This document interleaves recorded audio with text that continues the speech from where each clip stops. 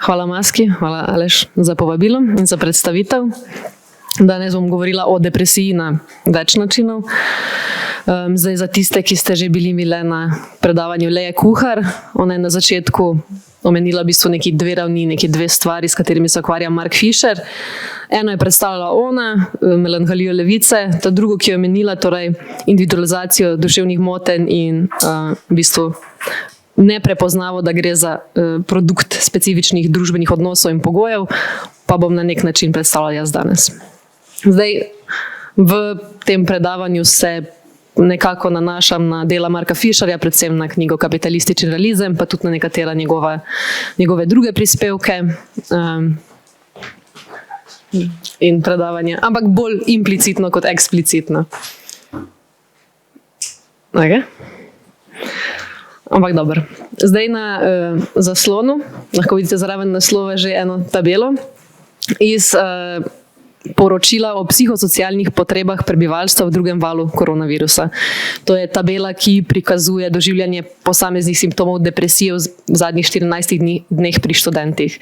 Torej 606 udeležencev, večinoma ženske, sodelovalo v tej raziskavi in kot vidite, jih je kar 90% označilo, da vsej nekajkrat v zadnjih 2 tednih so občutili pomanjkanje zanimanja, veselja, občutijo potrtost, depresijo, obup, imajo težave s spanjem, so utrujeni, pomanjkanje energije, pomanjkanje apetita, prenajedanje, tako naprej.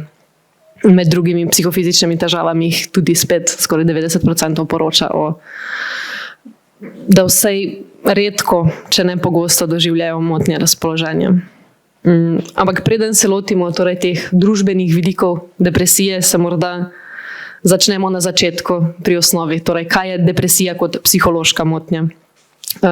Mark Fisher o tem piše v prispevku Za nobeno rabo, ki je objavljen tudi na portalu Dissens. Zdaj, te sličice so povzete iz NIJZ-jeve zloženke o depresiji. In tukaj lahko vidimo zdaj simptome in znake. Zdaj, če gremo po Marku in kako Mark opisuje svoje z nekimi dodanimi, doživljal je, da ni za nobeno rabo, da ne zmore delati, da ne sodi vsem, recimo na predavanje kot predavatelj, da je prevaran, da je druge prevaral pri tem, kar on zna in kar on zmore, da si drugi bolj zaslužijo to delo, da je nekompetenten in da v bistvu celo tudi simulira svojo depresijo. Počuti se je tako, da ni mogel stati in s težavo je opravljal neke vsakodnevne dejavnosti, s težavo je šel ven, bil je v osami, govori tudi o samopoškodovanju in o tem, da ni mogel jesti. Seveda je teh znakov ali pa simptomov še veliko več in so zelo različni.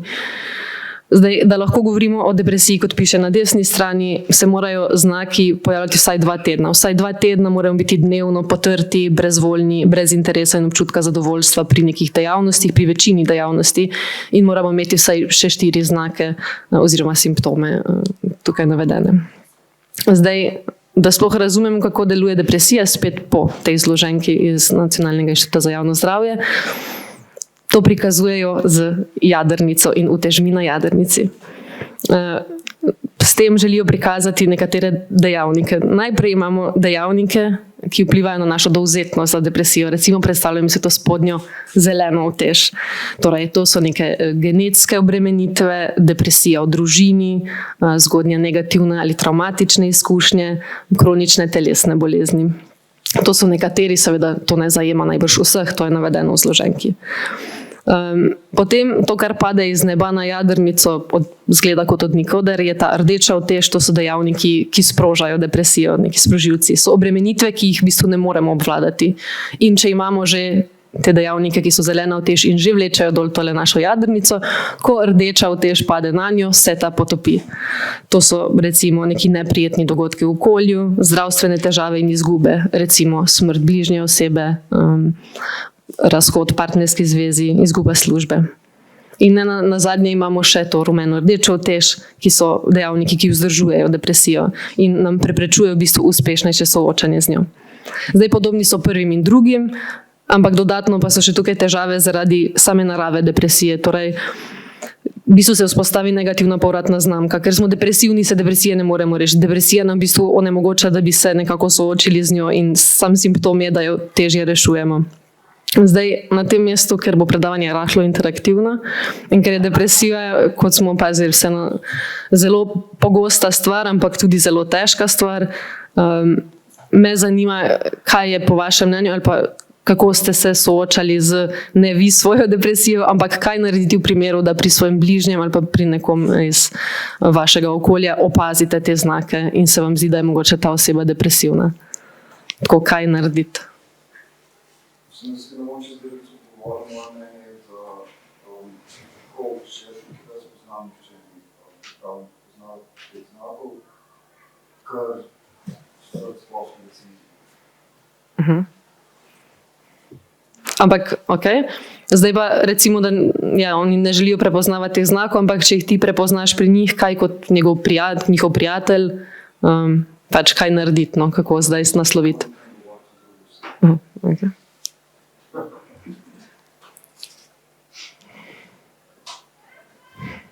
Jaz pravim kaj benignega, čim manj vseljivo. Ali počneš neko aktivnost, za katero vidiš, da ima apriori urad?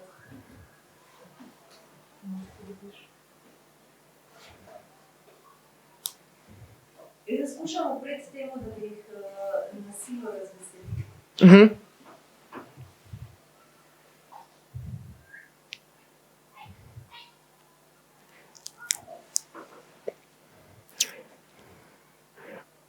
Zdaj ne vem, se med tistimi srečnimi odstotki, ki živijo v sami srečni družbi, kjer ljudje nimajo oziroma ne želijo prepoznati znakov, ali jih vi niste prepoznali, se pač niste vedeli, kaj narediti. Jaz se ne vem, kaj narediti, pa se počnem stvari. Okay.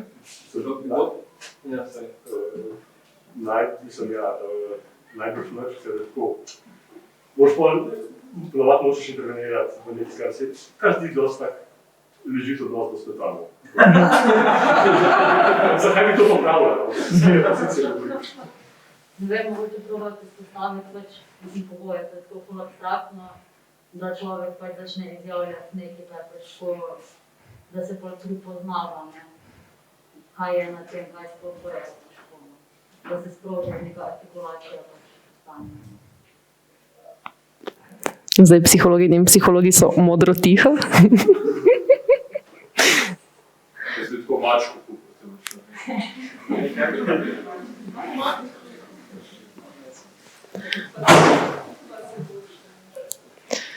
Zdaj, ne, vseeno depresija, tudi če bomo danes govorili kritično pristopih, kako razumemo depresijo in o tem, kako, ne vem, Mark Fisher razume depresijo in na kakšne načine še lahko razumem depresijo, vseeno gre za pač eno zelo resno stvar in je pač potrebno poiskati za to pomoč. Zdaj, če ne veste, kako pomagati bližnji osebi, ima NIJZ vseeno super spet neke napotke, prve psihološke pomoči, kar lahko zgooglate, sicer pa je pač prva strokovna pomoč osebni zdravnik, pa se pa potem, tukaj se imate navedeno, še neke dodatne stvari.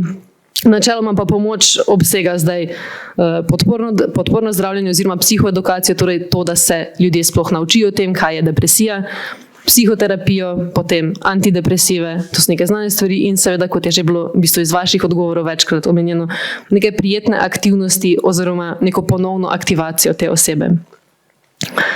Zdaj, ne, to je spet ena stvar, ki jo objavil v bistvu NIJZ oziroma v enem dokumentu, ki so ga oni objavili. Vseeno pa tukaj se pojavlja en problem, ena zagata. Namreč na nek način pa to vseeno se nam zdi, da ne pojasni mnogih oblik depresije, to tudi o tem govori Mark Fisher, ker pristopa iz posameznika, v bistvu zelo individualističen pristop. In če vidimo, da je tam 90% študentov označilo, da se vseeno vsaj kdaj počutijo depresivne oziroma imajo neke take občutke, težko govorimo o tem, da je zdaj vsak posameznik imel ravno kaj genetsko obremenjenost ali pa travmatične izkušnje v otroštvu, očitno so ti vsi starši, težko si predstavljamo, da je 90% teh udeležencev v bistvu imelo neke res individualne vzroke. Seveda potem pomislim, to je bilo v drugem valu koronavirusa, najbrž ima to neke veze. Zdaj, kaj je ta manko, ki nas muči, je, da neteoretizirana ostajata če si spet spomnimo te jadrnice, morje in zrak, torej politično-ekonomski sistem in atmosfera kapitalističnega realizma. Zdaj ne bom na dolgo razlagala, kaj je ta atmosfera kapitalističnega realizma, ampak čisto na kratko, kot zapiše Mark Fisher, je, da ga razume kot vse splošno atmosfero, ki omejuje misli in dejanja, vse splošno atmosfero, da se nam zdi kapitalizem edini možen sistem, da ni alternative, da nas preveva popolnosti in nikakor se ne moremo temu v bistvu izogniti ali se temu upreti popolnoma. Zdaj, precej hitro opazimo lahko nesmiselnosti takega pristopa, kot je tukaj na sliki, torej te pozitivne aktivnosti, neke prijetne aktivnosti, čeprav seveda so super in fajn je, da jih vsi počnemo. Pa vendar, če pomislimo na to, da je na študente vplivala koronavirus oziroma ukrepi povezani s tem, neko družbena situacija, politična situacija, ekonomska situacija, težko govorimo, da jim bo pomagalo, da grejo na sprehod. Če govorimo o najpogostejši, kar tudi Svetovna zdravstvena organizacija ima navedeno, je, da je zelo pogost vzrok duševnih motenj tudi revščina. In če pomislimo, da je v Sloveniji 12,4% ljudi živi pod pragom revščine, kar je okrog več kot 250 tisoč ljudi, težko rečemo, da jim bo to, da nekaj narišajo ali pa poslušajo malo glasbo, pomagalo, da se rešijo svojih duševnih patologij. Seveda tudi sama sem večkrat omenila pred tem poletjem, da zdaj si pa res moramo vzeti čas za počitek, da si moramo oddahniti od celotne situacije, ki nas res žene v neke grozne občutke, ampak spet ta počitek, kolikor deluje in na počitnicah na morju 2 tedna res lahko počnemo vse te stvari in imamo mir, vendar se moramo na to vrniti v svet, v stres, v stisko. Zdaj, odkot pride tako razumevanje in zakaj, tudi če omenimo, da je revščina soodgovorna ali pa pomembno vpliva na depresijo oziroma druge duševne motnje, zakaj tega ne moremo prebrati v uradnih dokumentih oziroma zakaj to manjka. Zdaj, problem je, da gre za neke psihološke kategorije in prevladujoča paradigma psihologija je individualistična psihologija, ki v svojih okvirih definira depresijo oziroma vse te motnje. In zdaj kako razlaga, kako determinira to razlago, kako nastavlja neke okvire doživljanja in tudi načine pomoči, tudi rešitve išče znotraj psihologije. In mi mislimo skozi psihološke kategorije o depresiji in duševnih motnjah in tudi če mi ne mislimo skozi te kategorije, institucije mislijo skozi te kategorije in če mi potrebujemo pomoč oziroma če se hočemo s tem soočiti, moramo na ta način pristopiti in te znake tudi povedati. In nasploh sebe mislimo znotraj kategorij psiholoških ved. Zdaj, problem individualistične psihologije je, da ločuje posameznika od družbe, da soustvarja specifično neoliberalno subjektiviteto in se razlaga tudi preko posameznika, kar ima več posledic, kot recimo, da je odgovornost prenešena na posameznika, tako ne nujno za vzroke, ampak za reševanje teh težav, da razdružblja neenakost, saj če je vse v posameznikih in družba zares ne obstaja, potem je v bistvu problem, da gre za neke napake posameznikov. Če si predstavljamo rasizem, problem rasizma je, da ljudje nimajo dovolj informacij, njihov kognitivni aparat ne deluje pravilno oziroma delajo neke napake v sklepanju, ne pa da obstaja sistemska neenakost.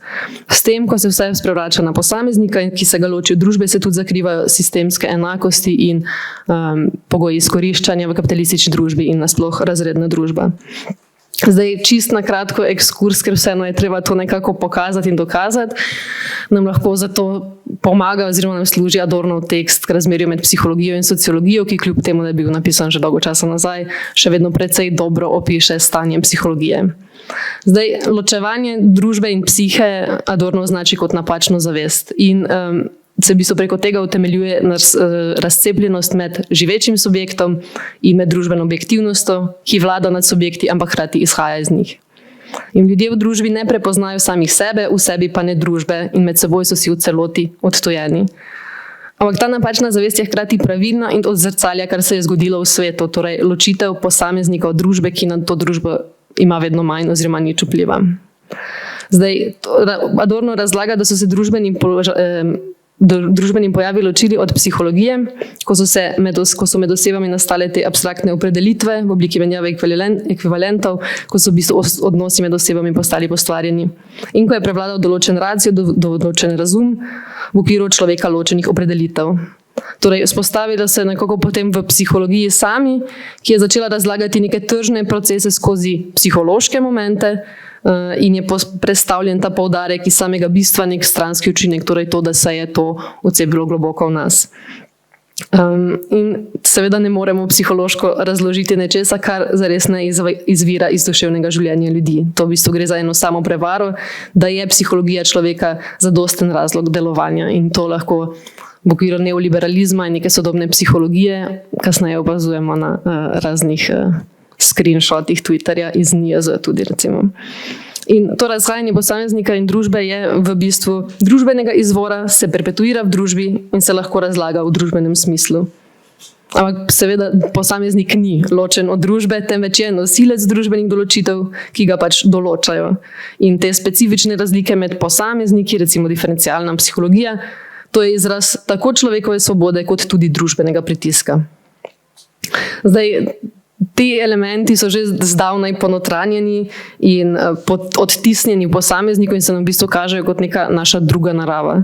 In s tem se tudi posreduje neka tesnoba, ki se nahaja v nas, da če se ne ravnamo po teh ekonomskih pravilih, sicer ne bomo takoj propadli, ampak nam grozi neka družbena nesprejetost oziroma če ne bomo sodelovali, smo sumljivi in izpostavljeni izločenosti potencialni oziroma potencialnemu družbenemu sankcioniranju.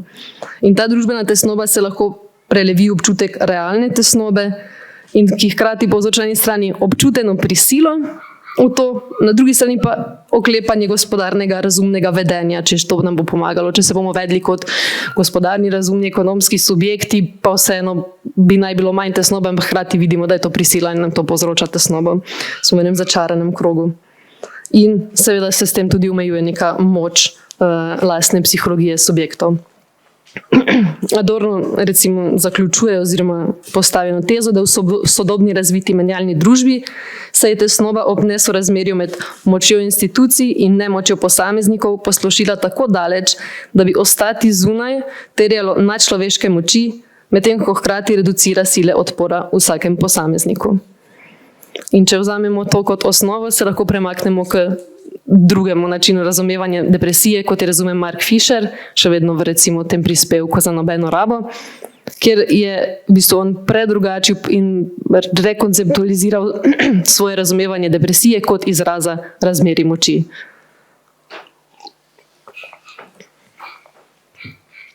Zdaj, nekako je on namesto, da bi to razumel v okviru individualnega, osebnega, psihološkega, je to predrugačil v politično neosebno razumevanje lastne depresije.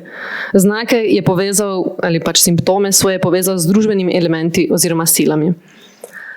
Govori o ponotranjenem glasu, ki ga obtožuje samorazvajanja. Si len, smiliš se sam sebi, ubreme si, vzami se v roke. Ta občutek simulacije, da v bistvu simulira depresijo, da v bistvu ni depresiven, samo noče delati oziroma se hoče izogniti delu, oziroma da v bistvu sploh ni sposoben dela in da je nasploh za družbi ni prostora.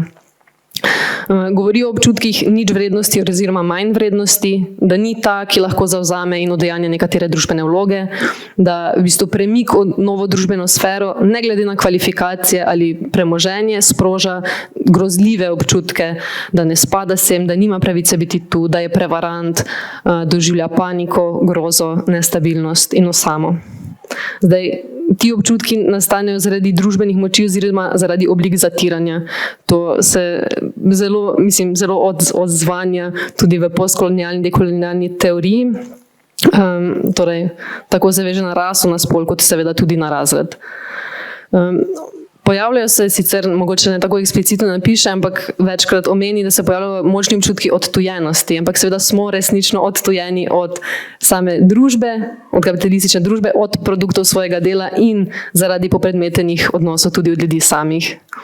In nadalje govori še o prenosu odgovornosti in krivde na posameznika, nekaj, kar smo prikazali, da tako deluje v bistvu psihologija oziroma psihologija s svojim delovanjem to pomaga udejanjati, kar prinaša negotovost, privatizacijo stresa,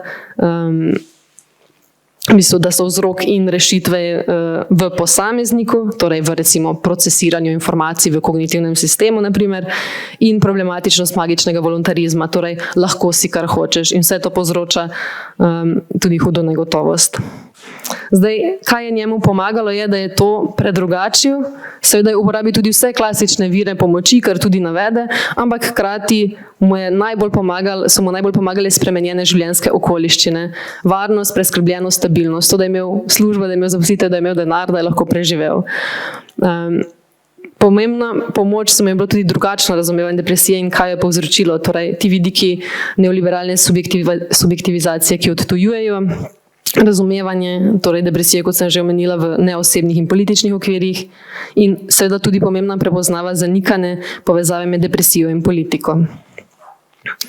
Zdaj, nadalje, kar bi lahko še omenili kot pomembno za predrugačenje razumevanja duševnega zdravja ali pa depresije, je še zelo klasična Marksova izjava, da materialne prakse določajo zavest, oziroma Reich podobno reče, da način materialnega življenja se spremeni v glavah v ideje.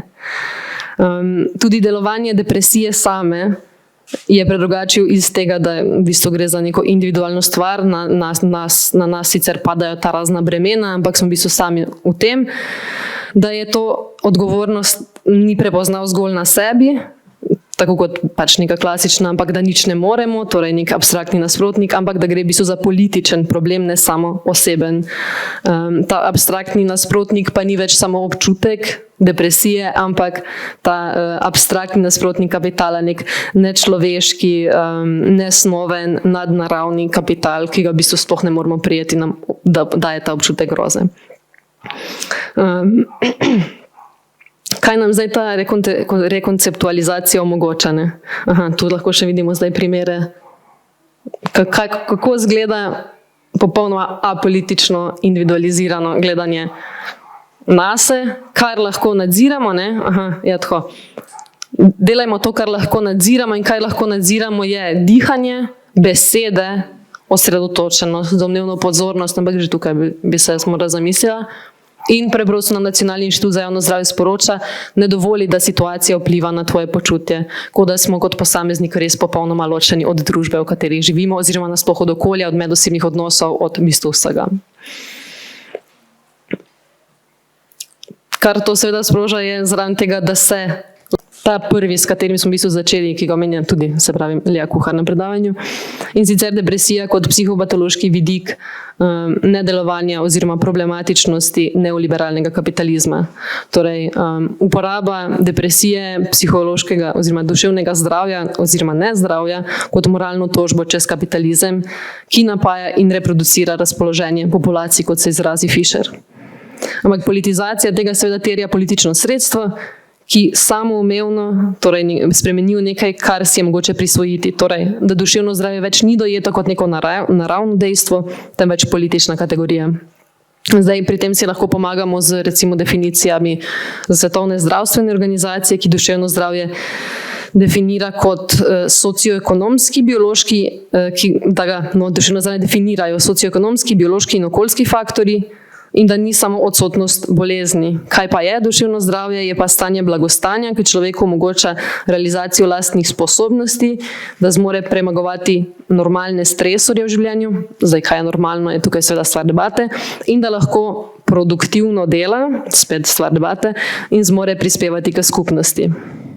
Zdaj, težava, ki se nam tukaj pojavi, če se lotimo duševnega zdravja kot dela boja proti kapitalizmu, oziroma je to neka točka, kjer neko tožbo proti kapitalizmu sprožimo, je, da izpade v znotraj kapitalistični moralni poziv.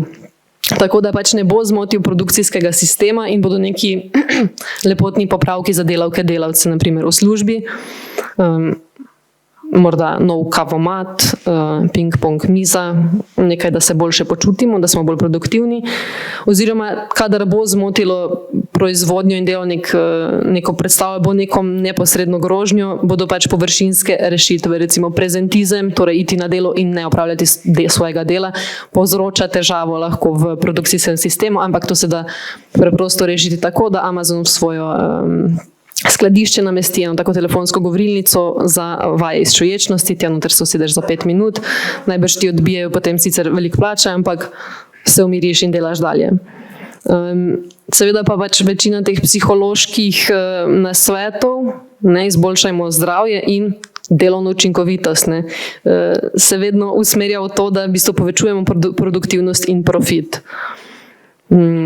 Kot tudi seveda to ukvarjanje z duševnim zdravjem lahko disproporcionalno prizadene, ne vem, ženska, ki se mora s tem ukvarjati kot neko čustveno delo in se v to vključi še reproduktivna skrb. Torej doma morate skrbeti za to, ampak se potem še bolj zakomplicirane. Zdaj, kaj bi bilo drugače? Torej nek antikapitalistična moralna tožba čez kapitalizem ima spet ogromno enih pasti. Torej, prvo je, kako ne dovoliti ideologizacije v okvir kapitalizma, kot se pogosto seveda zgodi. In kaj sploh je potem duševno zdravje, kako ga definirati, brez da bi se zapadli v neko romantizacijo, neko esencializacijo ali pa v epistemsko nasilje in gledali stvari iz, ne vem, zahodne perspektive. Kako sploh rekonstruirati človeka, psihologijo človeka izven kapitalističnega sistema, če je tako globoko v nas. In seveda ta klasični problem, da neoliberalizem itak ne priznava druge etike kot etike trga in bo ta moralna tožba težko šla skozi kot nek jasen upor. Ampak kar nam pa to omogoča, je zelo pomembno vstopno točko za grajenje razredne zavesti oziroma za to, da ljudem pokažemo, da neoliberalni kapitalizem res ni okej. Ker je kapitalistični realizem oziroma depresija v nas, je vseeno bolj direktna točka za začeti ta boj, ker ni tako daleč stran, kot če karikiramo okoljska kriza. Če gori Avstralija ali pa so poplave v Nemčiji, nas to kaj malo briga, če smo depresivni, anksiozni in imamo težave s pozornostjo, spominom in tako naprej, pa nas to neposredno zadeva v vsakodnevnem življenju. Omogoča nam, da tudi prelomimo s kategorijami, ki nas utrjujejo v ta sistem, da prelomimo z magičnim voluntarizmom, ampak seveda za to potrebujemo neka orodje. Pri tem seveda bi jaz izpostavila, veliko jih je, ampak jaz bi izpostavila kritično psihologijo, seveda, ki deluje recimo v procesih dekolonizacije uma, torej neke vidiki iz recimo postkolonialnih, dekolonialnih teorij. Pri tem nam seveda, kot Fischer govori, da se je nekako na razred pozabilo, da se zdaj ukvarjamo z raso in spolom, ampak morda lahko ravno to izrabimo, torej feministični in antirasistični boji nam lahko pomagajo, da prepoznamo te točke, kjer so dejansko učinkovali na zavest ljudi, vplivali na njih in njihove prakse nam lahko pomagajo, da pač to gradimo tudi na ravni razreda.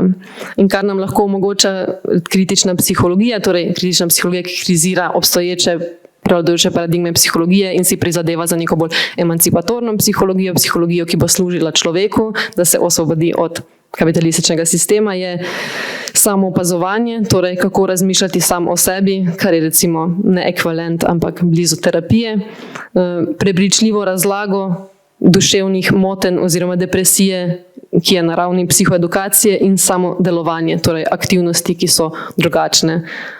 Kritična psihologija ne bi začela s tem, da te uči učenja, temveč da ti pomaga odpraviti najprej revščino. Za konec še nasvet psihologin, ki se zaključi s tem, z mojim vprašanjem seveda za vas, ki zaključuje predavanje, kaj lahko naredimo. Hvala.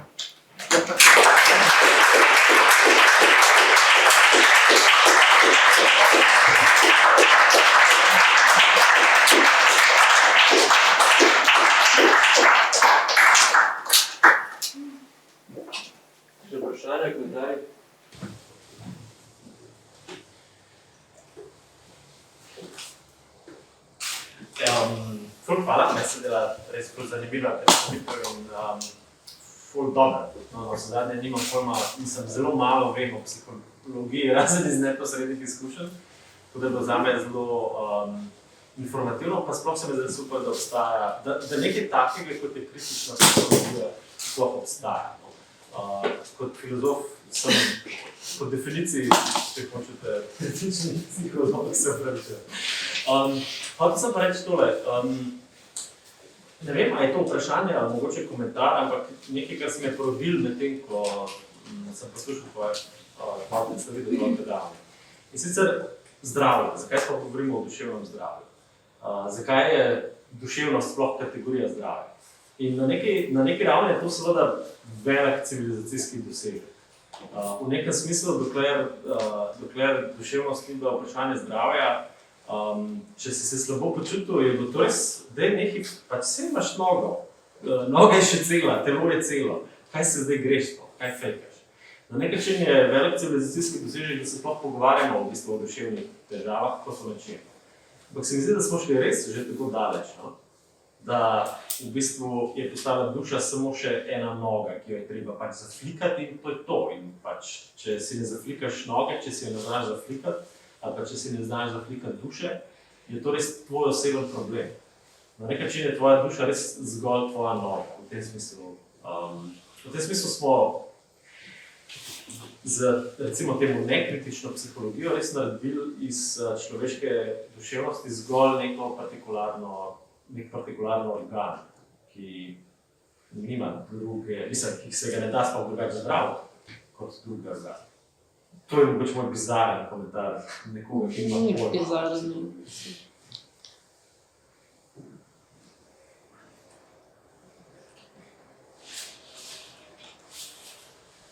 Zahteva odgovor, ali? Ne, mislim, če se ti zdi sploh relevantno. Mislim, težko. No. Zdaj, kar se tiče kritične psihologije, v bistvu obstaja že zelo dolgo. To je, ni nova stvar, no. Ampak v vsakem lokalnem okolju gre čez veliko enih preporodov, ker za razliko od nekih drugih kritičnih teorij vseeno zahteva kar močen upor proti prevladujoči paradigmi in prevladujoči stroki. No. Tako da. Ok, bomo pa še en drug komentar. Super. Če pa tako, znotraj filozofije imamo recimo etiko pa politično filozofijo. Etika se bolj ukvarja s tem, imela sem čudovit komentar, v smislu, ne pusti, da bi situacija vplivala na tvoje počutje. To je tako nekaj, to je tak etični nasvet, no. To je Aristotel dejansko predlagal. Mislim, bolj ali manj so to citirali od Aristotela.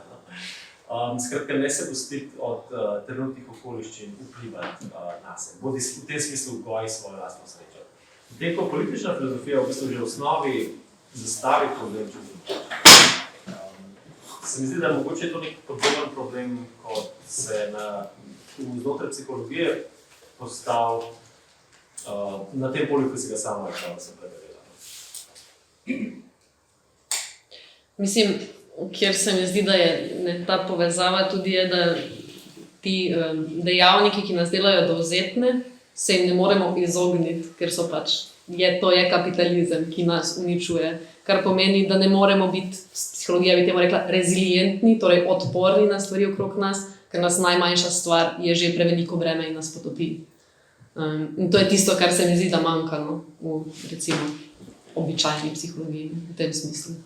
Da se ti ne moreš temu osnovi, se ne moreš izogniti, zaradi tega ne moreš ti gojiti te rezilientnosti, odpora, da zunanje stvari ne bi vplivale na te, ker je pač si že tako oslabljen zdaj. A je to stvar zdravja, a je to stvar česa?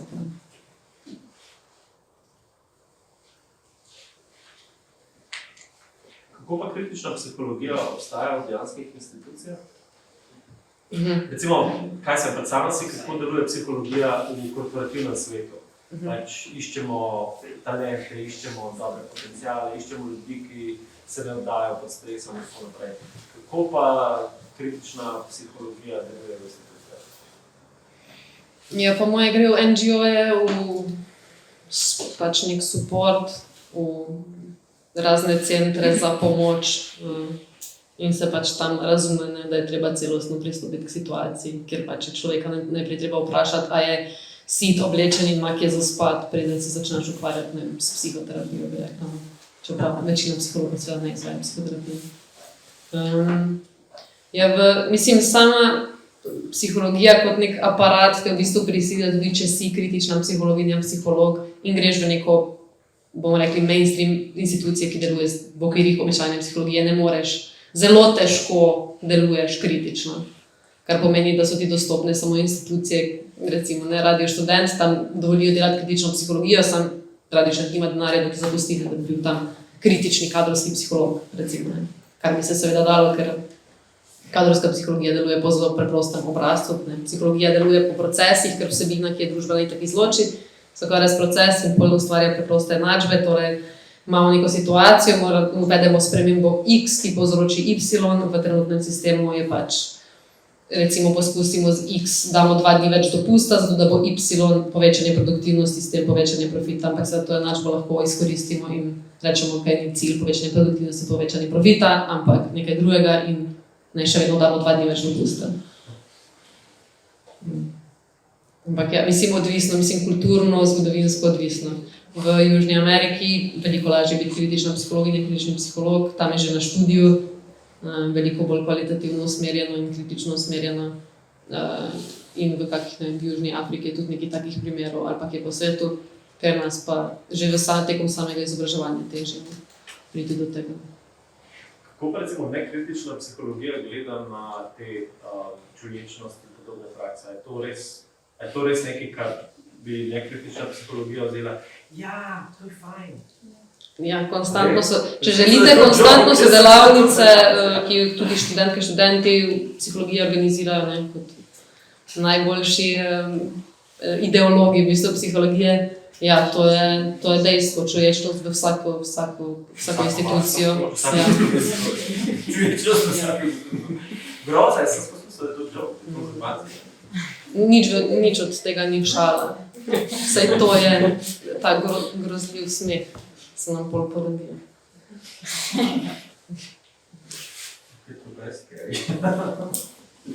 Za mene zanima recimo področje vzgoje in izobraževanja, pač kjer je zelo striktno že precej časa politika nima tam prostora. Ne? Ti moraš tu, če si, ne vem, je bil nek kratek članek od izvrca Mirjane Hladnik.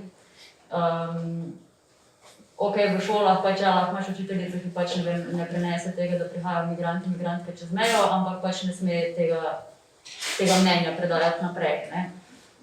Ampak recimo kritična psihologija in problemi, ki pač nastajajo v kapitalizmu, že pri otrocih, kako pač vzgojni izobraževalni prostor dati nekaj, kar je nujno, pač, mislim, politično, družbeno, ima neko tudi humanistično tradicijo, konec koncev, in terja pač v bistvu, ali pa tudi ne, če hoče biti učinkovito, vsej nek pogled na svet, ki je recimo antikapitalističen, ne.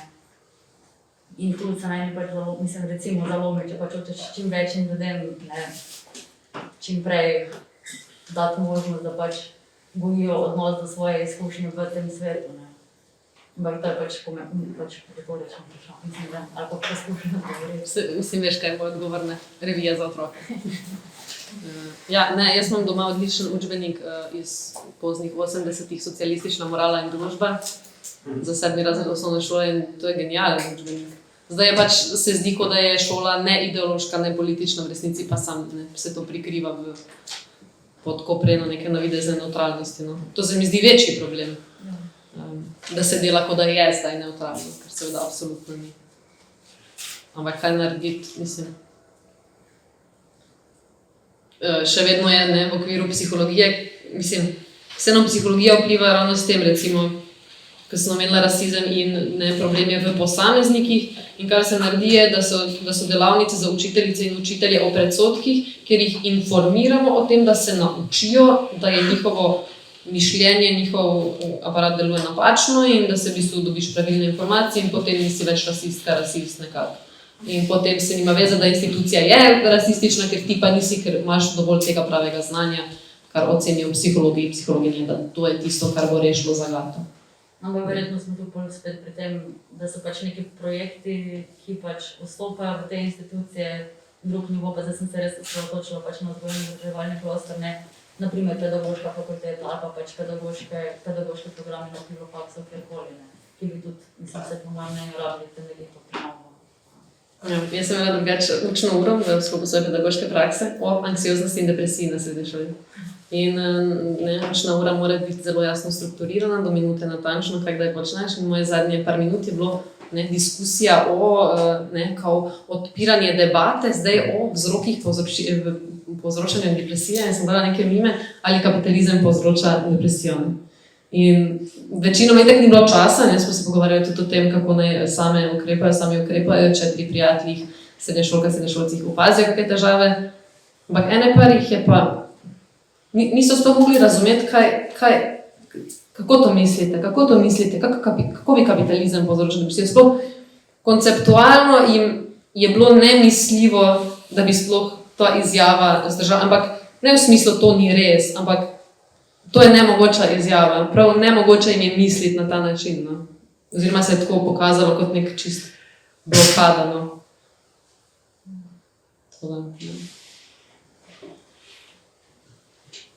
Jaz imam eno vprašanje, ki je mogoče izredno butasto. Se pravi, če sem res depresivna, imam dve opcije. Shopping mi noro pomaga, ali pa psiholog. Ampak za vse moram plačati. Kaj naredim? Mislim, vprašanje samo tega je... Mislim, ja, načeloma teoretično obstaja brezplačna psihoterapija v Sloveniji, obstaja centri za mentalno zdravje, obstaja ta center Posvet, kjer se lahko naročiš in imaš vse, mislim, da eno srečanje brezplačno, obstajajo razni telefoni. Vse nekaj se da, osebna zdravnica, zdravnik ti lahko da napotnico za psihiatr oziroma za psihoterapijo. Mislim, ampak potem so čakalne vrste neskončne, v Sloveniji nimamo urejenega zakona o psihoterapevtski dejavnosti, kar pomeni, da lahko psihoterapijo izvaja kdorkoli, kakorkoli želi, v bistvu praktično. S čimer se ti zaplete, ker komu pa greš, ne? Kako veš, komu iti, da je pač okej. In pač kar si potem prizadeva, neka ta vseeno na ta način pa deluje politično, psihologija si želi to urediti zakonsko in seveda si želimo, da se več sredstev temu namenja in da imajo tudi šole, ne vem, možnost neke psihološke obravnave, da so pač v zdravstvenem sistemu možnosti psihološke obravnave, da je to brezplačno, da je to dostopno ljudem. Ampak kaj je potem dostopno ljudem? Pojem tudi na ta zagata, ne? Seveda si želimo, da bi lahko brezplačno imeli psihološke storitve in pač pomoč.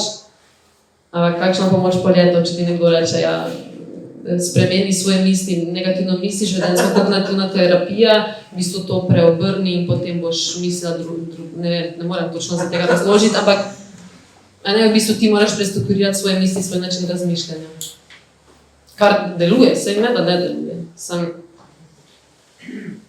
Še vedno bo veliko ljudi depresivnih, no? In bodo se v bistvu utapljali v tem prilagajanju sistemu. Jaz sem pa še odgovarjal na to. Ne se mi, da je to oglosko, čisto relevantno. Jaz sem si ga tudi dolga leta zastavil. Moj odgovor je bil dolga leta, glej, če bom zdaj pač kupec si kaj, ali če bom iti v ašram, pa se naučiti čuječnosti. In se mi zdaj, glej, zelo če bi šel v ašram, gremo podajš pisavo razredu. To niše. Ampak v resnici sem pa potem naletel dejansko na v bistvu kvalitetno psihologijo in je bilo vredno. Tako da jaz mislim, da je pač to, če moraš izbirati med ašramom pa užitkom, izbere užitek. Ne moraš Gucci pa psihologijo. Ok, Gucci. Če imaš za Gucci, imaš za psihologijo. Se Gucci ašram definitivno Gucci, no Gucci ali pa psiholog imam nismo.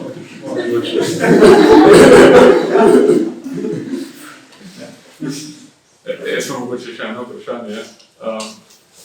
Primere, ki si da, so bili večinoma vezani na neke dosti očitne okoliščine, pomanjkanje denarja, revščina ali pa ne vem, tako kot je lansko leto pač lockdown. Me pa zanima, kako kritična psihologija razlaga depresijo v srednjem in višjem sloju, ker nekako nekdo, ki ima vse materialne pogoje, ki je recimo tudi zaposlen in tako naprej. Zdaj jaz ne poznam statistike, ampak kako vem je tudi pri tem sloju v resnici dosti veliko depresije. Pa me zanima, kako potem se to razlaga. Pač te primere, ki niso toliko neposredno očitni, ali pa toliko neposredno navezani na neke okoliščine. Ja, mislim, tu je vseeno ta dvojnost, ker je eno, so te neki očitni, ti zunanji, ampak ta drug je pa ta, ki ga je treba razviti in razmisliti in pokazati, je, da kako kapitalizem sam kot sistem uničuje človeka in uničuje tistega, ki spada med proletarcem, uničuje tistega, ki spada med kapitaliste, še vedno te sili v ta pogona, ne. Tudi če si ti pripadnik srednjega razreda, še vedno si v iste sile opet in na isti način moraš delovati in te to pač ne uničuje. Ja, ampak lahko sem mogoče kak primer daš tega. Izčrpanost, karierna ženska. To se da videla, na primer. Dajmo več pove. Menedžerji so klasični primer, črpajo. Aj, tepe dam besedo. Ne, daj. Ja, ti ljudje imajo pol coache.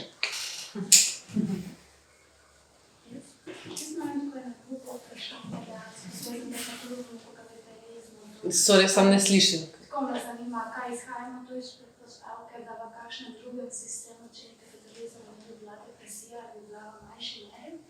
Ne vem, če lahko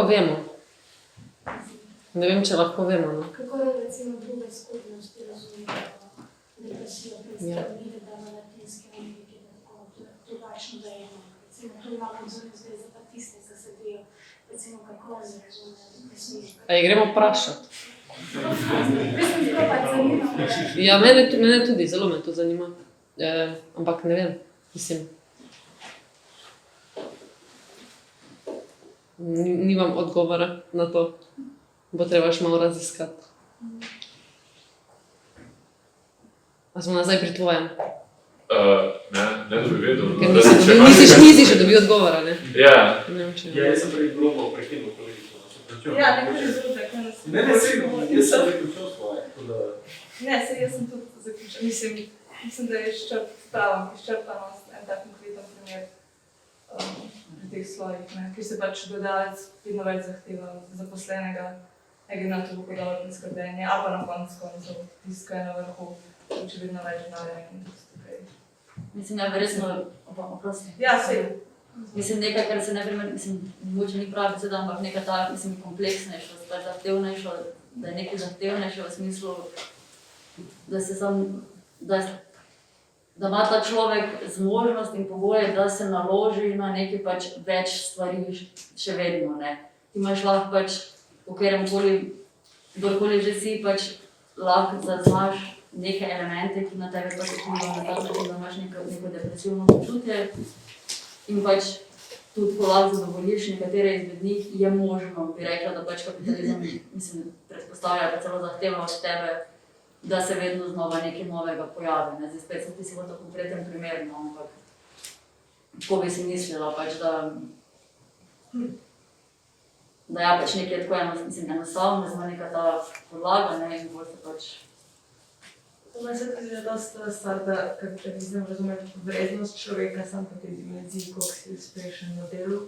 Tako da se mi zdi to samo po sebi dosta depresivno, da te odtuji od nekega bolj, od nekega svojega bistva, če te bolj spiritualno. Ne, sej mogoče, če sem malo drugače zastavil isto vprašanje. Pač kar mene zanima je, ali kritična psihologija potem razlaga nekaj recimo kompleksnejše primere, izhajajoč iz nekih globalnih značilnosti ekonomskega sistema, ali gre pogledati recimo čisto konkretne lokalne institucije. Oboje. Odvisno. Mislim, reči psihologija in reči kritična psihologija je vseeno zelo zavajajoče, ker psihologija, recimo, ne ta, tudi mainstream nima jedra, psihologija je nemogoča znanost. Zdaj, da bi se to razložila, bi trajalo 2 uri, ampak v bistvu gre za milijon enih drobcev, tudi članki znanstveni v bazah niso med seboj nikakor povezani. Ti lahko govoriš o čuječnosti na 2 popolnoma diametralno nasprotna načina in nima veze. In to soobstaja. Pač soobstaja samo množica enih drobcev, ki se med drobci povezujejo, ampak zares pa nima jedra, ker ga ne more imeti, ker pač njen raziskovalni objekt je pač nemogoč, ker je subjekt in je. A ne, že tako nemogoče in kar obstaja, so neki v bistvu povezani drobci in že tako težko. In potem kritična psihologija, ko hoče to na eni strani napasti, na drugi strani graditi boljšo psihologijo, neko psihologijo, ki emancipira človeka, se tle sooči s težavo. Najprej kako smo to kritizirati, na drugi strani kako graditi nekaj v svetu, ki ti onemogoča v bistvu nekaj te stvari, kar pomeni, ja, mislim, kritični psihologi proučujejo zapatiste. Ta mehiški psiholog, on sam sebi mislim, ne reče psiholog, je recimo proučeval zapatiste, mislim, uporabljajo čisto filozofske izraze, filozofske skoraj metode, sociološke pristope, antropološke pristope. ne psihologije. In mislim, težko, ja, z vsem tem se ukvarjam, ni to zares, bi rekla, ena smer, kot ja, politična filozofija dela to, mislim, kritična psihologija mora delati v bistvu vse. In je težko reči. Zdaj, lahko bi kaj specifično načeli. Ja, ne, se... Mogoče zunaj, no, lahko v miru en primer najdemo. Se bi bil redo. Jaz sem klem pomislek že ves čas. In sicer, če krito z depresijo premestimo na sistem, zmida, da se lahko ta depresija še ful bolj poglablja, ker je to tako toliko težje, kot če bi se sam soočal pa šel v šoping. Ne vem, mislim... Ampak jaz ne bi tu rekla ali. Jaz bi dala skupaj to, ne. Jaz bi, mislim, tako kot ta jadrnica, vse te utežišče vedno so. Zdaj še samo povemo, kaj je morje in kaj je zrak. In povemo, kako morje in zrak še vplivata zraven. Ostalega ne odstranimo. Mislim, še vedno pojdimo na sprehode. Mislim, vseeno to je, mislim, je fajn iti na sprehod. Nič od tega ni za reči. Jaz mislim, da smo več ponavljeni v iskanju zunanjega krivca. Da je redko kdaj bomo delovali na mislim. Ja, to pa razumem. Dakle, pa...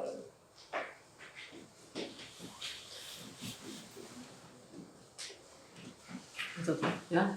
V bistvu eno vprašanje glede tega, kdo je krivec kapitalizem in v kakšni meri je kapitalizem lahko kriv. Jaz, ko razmišljam o psihologiji, vedno mi ne gre iz glave ena trditev od enega zgodovinarja Rima, ki je rekel, da so Rimljani v odnosu v primerjavi z nami bili iz psihološkega kota zelo primitivni. In res so bili. Niso nič čutili to, kar mi čutimo, te notranje problematike. Če pogledamo, kaj se je zgodilo med Rimljani in nami, pač neka ta psihologija se je ustvarila in se zdi pač zgodovinsko nepertinentno obtožiti za to, ali pa izključno obtožiti za to kapitalizem, ki je nastal v zadnjih par stoletij in mes pa bil vse problemi drugih zadev. Kaj pa če recimo psihologija proizvaja kapitalizem? In še posebej kritična psihologija proizvaja kapitalizem. Ja, s tem, da je ta želja za osebno rastjo, napredovanje, to je pred kapitalizmom. Kapitalizem je posledica tega, zgodovinsko gledanja. In tu je Adorno čisto zgrešil pač zgod, ne?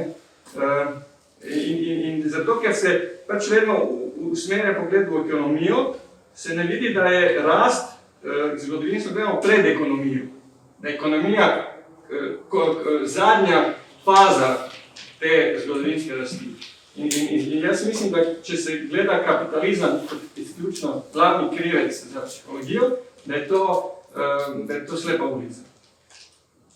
Torej, psihologija je kriva za kapitalizem. Točno. Zgodovinsko gledano edino lahko to mi je to. všeč. To mi je všeč. Ne, kot ena še izboljšana psihologija, ki ne vemo, koliko je kritičnih psihologij. Lahko je vsak dan nova kritična psihologija.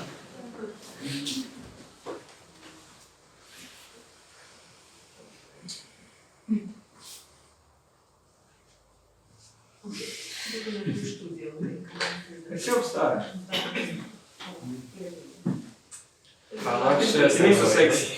Mislim, se meni se zdi drugače, to zdi kar ful poanta, no? Mislim, čisto je neka, po mojem si imela podobno poanto čisto z tega vidika, da kako kapitalizem zahteva neko individualizacijo, čisto na neki psihični ravni, kako se razumeš kot nek družben akter in čisto kako deluješ, mislim, v svoji duši, kako bi tem rekel, no? Mislim, se takrat so verjetno, pred kapitalizmom so verjetno nek drugačen pojmovanje, čisto nekega javnega zdravja, psihičnega zdravja, kako si sploh formiran kot individuum, subjekt, kakorkoli že, pač, I guess, da je neka ta poanta. Ker je meni zanimivo, čisto prva stvar, ki mi je flashano, je to, ki si rekla, ta individualizem, in tako, ker nisem bil blizu dovolj na svojim odgovorom, ki si spraševala, kako pomagaš ljudem, pač jim ne. In pa sem bil tako, takrat, ko je šla depresijo in si tako malo kreteni in tako napizdiš, zakaj to individualizirati zdaj, ne, pač don't do that. Mislim, čisto tako, lahko bi bila tako neka ta kako bi rekel, huda terapija, čisto mislo to, no, da ne bi tako pomagal ljudem, pa bi rekel, dajmo skrat nas pregled, da rekel, pač zdaj si pa dejansko individualiziral svojo psihično patologijo. A veš, kaj mislim reči? Ampak občutiš jo individualno. Mislim, občutiš jo ti sam v sebi, o sebi, na sebi. Ja, samo tako je tudi tukaj neka ta dvojnost, koliko ti kapitalizem to proizvede, pa koliko dopustiš tudi, da ti to nekako vpliva na te, no, čisto v tem smislu, no. Je pa res tako, da je bolj ta stara šola, grosuplovska šola, ta je starševska, pač to je nekaj, kaj sem spet reči. Ja, lahko sem komentar. Ja, kar.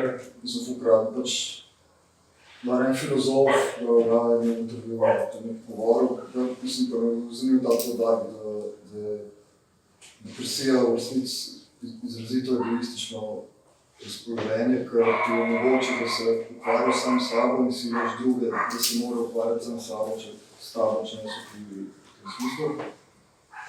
Sem pripomnil. Zdaj ne bi se pogovarjal o tem, kdo je kriv, kako so vsi depresivci, narcisi ali bla, ampak pač, da je očitno tvoj padec v neko to zamko, ki ti daje tudi neko, mislim, mogoče tudi nek užitek na depresiji. A se smem kaj stati na to, da se mi je zašpulček? Sem Aron Šuster.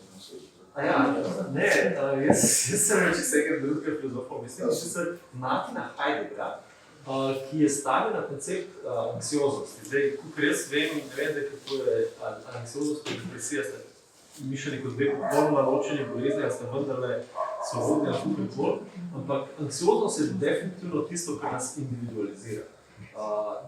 Mislim, v anksioznosti smo absolutno sami, tudi hočemo biti sami. Tako da v tem smislu sem vam navizal na to, kar si izpostavil. In ja, v tem smislu smo mogoče še bolj kot v dobi depresije, čeprav depresija je definitivno ful pogosta, smo še bolj v dobi anksioznosti. V tem smislu, da smo res v dobi čiste individualizacije. Čiste tega, da res kar naprej moramo biti sami sebi v bistvu nek zunanji okvir, glede na katerega se opredeljujemo. In to bi celo šlo z tezo, ki jo je kolega zastavil kot psihologija rodi kapitalizem v tem smislu, da ja, individualizem pa nedvomno je starejši in od psihologije in od kapitalizma. Ampak, to je samo nekaj. Ampak tudi, če psihologija rodi kapitalizem, a se ne kapital malo osvobodi pol te psihologije oziroma jo nekako zapreže nazaj. A to se ne mislim. A je bila to lahko razlika? Ne, to je prej kompleksno, da bi jaz lahko kaj o tem rekel, ampak seveda lahko se pač razvija stvar v različne smeri. Pač ta neoliberalizem ali pa pred njim liberalizem, recimo liberalizem 18. stoletja, je enostavno zelo kasna, on v bistvu nekako kasni glede na to, kdaj bi moral priti v zgodovini in to je zato, ker so obstaja dolgo časa neke blokade zgodovinske, ki so ga pač, ki lahko pišemo z merkantilizmom, ampak ni bil samo merkantilizem, to je samo na državnem nivoju, ampak tudi v kanonskem pravu pač blokirali so razcvet kapitalizma. In enkrat, ko so te barijere šle, je ta individualna rast, ki se je razvijala že par stoletij pred tem, zelo intenzivno je so lahko proizvedla neoliberalizem. To se mi zdi dober zaključek. Hvala, spoštovani, da ostajate tukaj z nami. Izpadamo v tistem prostoru, kjer smo prej čakali, imamo še hladilnik, prostovoljni prispevki, pač to, kar so stvari tam v trgovini. Hvala, da ste prišli.